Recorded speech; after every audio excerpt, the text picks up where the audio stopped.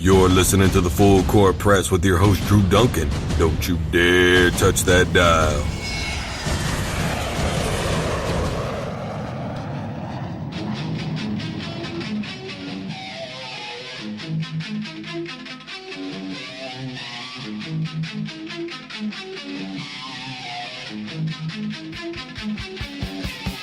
Hello, everybody. Welcome back to the Full Court Press. I am your host, Drew Duncan. You guys are checking me out live from the K-Sun Studios out here in Wichita, Kansas. As always, you can be part of the program by tweeting me. That's at DrewDuncan83. The official fan page, The Full Court Press, is on Facebook at DrewDuncan83. And if you like that, Instagram, made it real simple, guys. I am on there at DrewDuncan83. Across the board, all your main social media. No, you don't get the Snapchat. You got to be really close to me in order to obtain it. Weird Wednesday continues right here on the Full Court Press. The Jags, the Rams, and the Bills are all first-place teams. What the hell is going on? Can anyone explain what's going on this week? I don't get it, man. I just don't get it. You heard me right, by the way. The Jacksonville Jaguars, the Los Angeles Rams, and the Buffalo Bills are all first place. You know what this is like right now watching football in the NFL? Knowing that? It's like drinking Kool-Aid with no sugar, right? It's hot as hell. It's August. You're out mowing the lawn, and your partner comes out to check on you, and they're all, "Hey, baby, are you thirsty?" And you're like, "Yeah, I'm dying of thirst, but I want something to taste good. Can you please bring me some Kool-Aid?" And you turn the mower on before they can warn you, right? So they just shrug it off and go, "Oh, well." And what do? They bring you Kool-Aid without no sugar in it, and you drink it, and initially you, like, spit it out a little bit. Like, well, what's going on with this? I'm like, well, I was trying to tell you, but you started the mower back up. We don't have any sugar. What do you mean we don't have any sugar? I mean, we don't have any sugar. I didn't have time to go to the store today. I'm going to go and grab some. No, it's fine. And what do? You drink it anyways. Why? Because you got to watch football, man. That's what this is like, knowing that Jacksonville, L.A., and Buffalo are all first-ranked teams. First place belongs to who? Oh, man. It's like late at night. You're looking for a midnight snack. You get up. You go into the kitchen. You grab a bowl. You pour some cereal in it. You reach into the fridge, and there's no milk. There's nothing to put in it. There's no silk. Whatever it is you drink, whatever it is you put in there, there's none.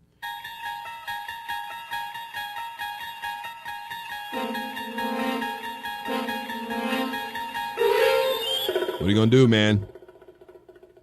You better eat that. And, of course, what do? You go to your partner. Why is there no milk in the refrigerator? Well, I didn't have time to go. Nobody warned us that this was going to happen, okay? Nobody warned us that the Buffalo Bills were going to be first place. Nobody warned me that the LA – nobody told me I was going to have to do real, actual research on these teams. Nobody gave us that warning. Now, at some point, we're going to be forced to watch them on television because now we're going to have to know, who are these people? First of all, if you want to kind of get to know them a little bit, the L.A. Rams. By the way, the L.A. Rams feature the youngest coach ever hired in the history of the NFL. You believe that? Dude he's officially 31. He was 30 when he was hired, though. It was a few days before his birthday, which is January the 24th. And if I remember correctly, he was hired, I think it was January 14th or somewhere in that neighborhood. Youngest coach in the game is the Los Angeles Rams. Before him, Lane Kiffin, hired by the Oakland Raiders. By the way, Lane Kiffin, just for future reference, he was 5-15. Notice every time you bring up a coaching stint with Lane Kiffin, it never ends well. Is that the common theme? I guess so. I'm just throwing that out there. By the way, we're talking about Sean McVay, LA Rams head coach. A little bit about Sean McVay. First of all, he was a coordinator at Washington. While he was there, they had the third-ranked offense in terms of total yards. He recently bought a $2.71 million luxury house. Living it up already. Better save your money, bro. Because if it doesn't work out in L.A., man. Played a little bit of slot receiver at a little place called Miami of Ohio. And if you're wondering, that is where Ben Roethlisberger played football as well. So there's a little tradition is there. He was in Georgia. He's kind of like a little local legend down there.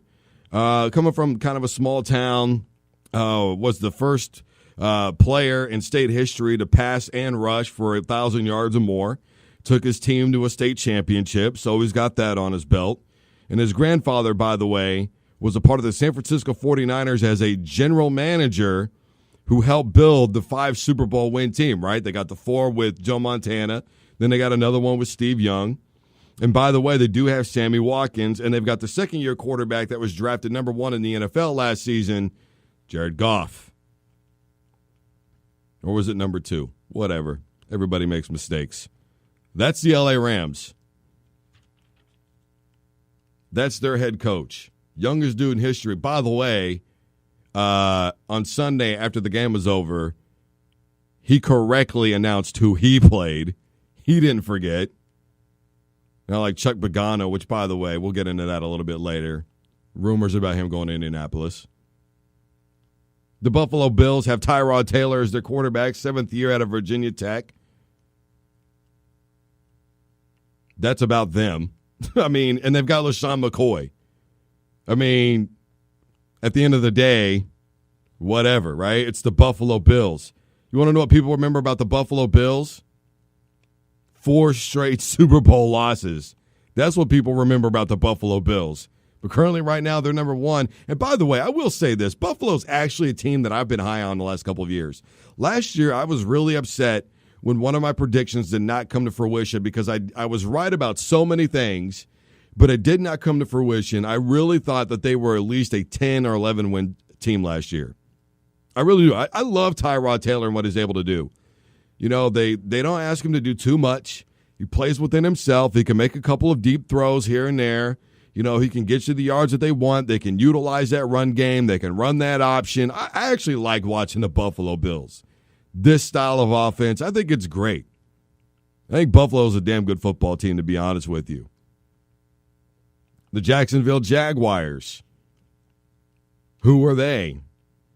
Well, they feature basically the Denver Broncos, players that they decided that they didn't want to pay, i.e. Julius Thomas and Malik Jackson. By the way, Malik Jackson is the same guy that I talked about earlier in preseason when he guaranteed the Jaguars were on their way to a Super Bowl this year.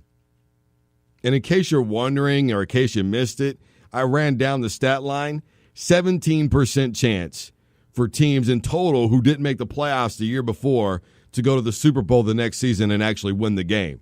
Matter of fact, there's only been 15 teams in NFL history that didn't make the playoffs the year before and ended up going to a Super Bowl. And out of those teams, 5 of them have actually won the game, but 2 of those occasions were teams who both the previous year missed it. It was the Cincinnati Bengals when Joe Montana and the 49ers got their first Super Bowl. Both teams the year before had missed the playoffs. The Rams played the Tennessee Titans. Both teams missed the playoffs the year before. The Denver Broncos are one of those teams that went to the Super Bowl, got pancaked. They had missed the playoffs the year before. Everybody remembers John Elway, the drive. It was the next season. So those are the odds. Jacksonville off to a decent start at 1-0, but here's the thing. You want to know who the teams they are that they beat?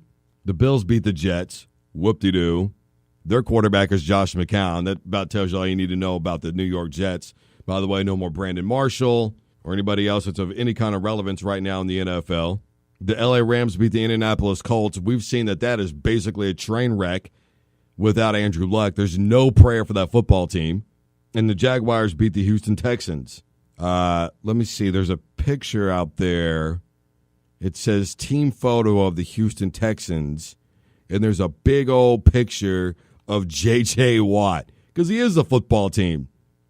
So at the end of the day, the point that I guess I'm making is you can say for the moment, none of these victories are really all that impressive. They haven't beat anybody of consequence. Now, the wins that they had were exceptional. I'll give them that. The wins that they had were very exceptional. They were dominating performances from all these football teams, with maybe the exception of the Buffalo Bills. Other than that, though, these were good performances. And you got to think, the Los Angeles Rams do have Wade Phillips. And as I pointed out yesterday on the program, Wade Phillips, wherever he goes, number one, we all know defenses shoot straight to the top. But in all of his coaching years, since 1989, every time Wade Phillips joins a football team, they make the playoffs that year. The LA Rams could be sneaky good. Look, they got Tavon Austin. They got Sammy Watkins. They have the ability to stretch the defense. They've got a young quarterback who's learning, but it looks to me like he's gaining confidence. There were a lot of Rams fans, and speaking with a lot of them that I do have on social media, that really felt that Goff should have been the guy from the beginning. And, I didn't really think so. I personally thought it was overrated. I, talked about this ad nauseum during last season. I just was not impressed against teams that were any good at all. He just didn't play well in college. But we'll find out what he's made of in the NFL. Look, the only person who's going to determine Jared Goff's future is Jared Goff. That's all there is to it. Not his coach Sean McVay, not any of those guys. It's going to be on Jared Goff. And he's got the skill players around him. When you've got a guy who's a barn burner like Sammy Watkins who can stretch the defense, when you got Tavon Austin who can do a little bit of everything at wide receiver, when the offensive line is protecting okay, you've got a defense that is coached by Wade Phillips that you already know it doesn't matter who's on that defense, they're going to be really damn good. I think the Buffalo Bills, as I mentioned earlier, with Tyrod Taylor, look, as long as they keep their offense, if this is going to make sense to anybody, complex yet simple, they're going to be okay. You can do some complicated things. You can change up your looks and run the same types of plays and just put the defense out of position when you run the option, when you run some of these quick hit plays, when you run draw plays, when you run screen plays. Set your guys up to where you kind of crowd the line of scrimmage, but yet it's kind of spread out. There's formations where you lied to, you think about wide receivers that are lined up to let's just call it the left side just for sake of argument here, make it simple for everybody. Think of like a little mini diamond formation. You got a receiver kind of in the front, two in the back, maybe one's a tight end there kind of loosely in the slot.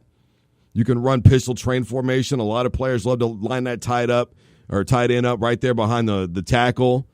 Kind of give yourself a power look. You can sneak that tight end out for some underneath throws. Absolutely. You can do a lot of different things in an offense that's built like this. Just make it work. It doesn't have to be all these deep throws. I love watching it. Maybe it's just me. Maybe I'm old school. And, yeah, I love seeing the big passes as much as anybody. But I have no qualms about hammering the football down somebody's throat all game long. Wear that defense down. The Buffalo Bills are a team that's been on the brink the last couple of years of having solid football teams, solid seasons. They've had some close games with the Patriots, just couldn't quite get over that hump. Is this the year for the Buffalo Bills? Depends on how mad Tom Brady is. What about the Jacksonville Jaguars? Look, I talked about Jacksonville, obviously, when I first broke the news on Malik Jackson a couple of months ago, and I really kind of dissected what they were looking at, and I thought to myself, when I looked at it, I said, Malik Jackson must have thought to himself, this is kind of a winnable schedule. But they do have the Pittsburgh Steelers coming up here before too long. They do have the Seattle Seahawks, who were, not looking very good at all against the Green Bay Packers, which, by the way, the Seahawks in the same division as the LA Rams. If the Seahawks continue to play this lethargic, which I don't think they will, but if they do, well, then that's going to open up the door for LA. San Francisco got beat down. It doesn't look very good for them. The Jacksonville Jaguars obviously have a huge advantage with the Houston Texans right now. Granted, Deshaun Watson wasn't in the game, so we'll have to see what's going on later. But I did point out when I first talked about the Jaguars, Malik Jackson's a rookie Deshaun Watson's a rookie quarterback. period. The Indianapolis Colts are clearly a train wreck. We have no idea when Andrew Luck is coming back. They can't defend anybody. They can't score on offense. Who does Jacksonville have to contend with in the AFC South? Think about that. Right now, it looks like the three teams that are in first place are actually in a fairly good position. Now, will it continue for the season? Look, who the hell knows? It's like I've pointed out over and over again. The first 4 weeks in the NFL, that's what dictates it. It's only one game. I don't think you can react too much one way or another. So if they come out 3-1 and Jacksonville is competitive against the Pittsburgh Steelers, well, then we'll see. Pittsburgh didn't look that great against the Cleveland Browns, 21-18, and it was a big play on special teams that they made that ultimately was probably the game decider. Not probably, it was. It was ultimately the game decider. And I've talked about that before, though, how I thought the Cleveland Browns had a very underrated defense. Now, when they lost Haddon, I really thought, well, this is not going to be good for them. But apparently, they're sitting okay defensively. Just Antonio Brown made too many big plays. And that's what I think about with Jacksonville. What is their secondary going to be like when they're going to play the Pittsburgh Steelers? Look, I think that they've got a good front. They've got a solid front four, really their front seven, whatever you want to call it. They're pretty good. They got some linebackers who can get around. Obviously, a guy like Malik Jackson on the front line, he can do some things to make it all happen. But I don't see it in the quarterback play with Blake Bortles. I don't think it's going to be all that great. So I think that there's still a lot hindering this Jacksonville team. But I will say this, location, location, location. And once you're in the playoff, man, who knows? Ask the New York Giants about that. Ask the Green Bay Packers about that. Ask the Baltimore Ravens about that. Ask Aaron Rodgers and the Green Bay Packers about that. The year that they won the Super Bowl with Aaron Rodgers, if I remember correctly, they were 10-6, 9-7, somewhere in that neighborhood. Once you're in the playoffs, you never know. You just got to get there, man. This is the Full Court Press. I am your host, Drew Duncan. You guys are checking me out live from the K-Sun Studios out here in Wichita, Kansas. Don't forget, I am on Instagram, Facebook, and Twitter, all at DrewDuncan83. You can follow me. You can tweet me. You can get your comments read live over the radio. We'll get you in. We're going to take a quick break. When we come back on the flip side, a lot more to get to. We'll be back right after this. Don't you dare touch that dial.